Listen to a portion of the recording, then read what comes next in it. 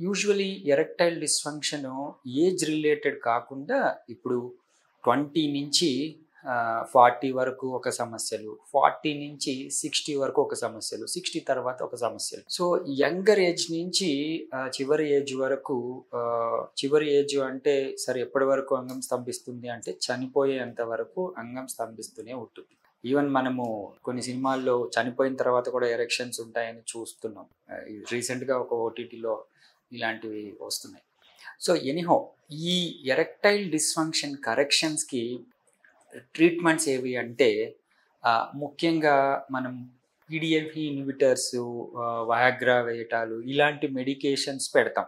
Even ఆయుర్వేదిక్‌లో, హోమియోలో కూడా ఈ వయాగ్రాస్ లభిస్తాయి. షీలాజిత్ అనొచ్చు.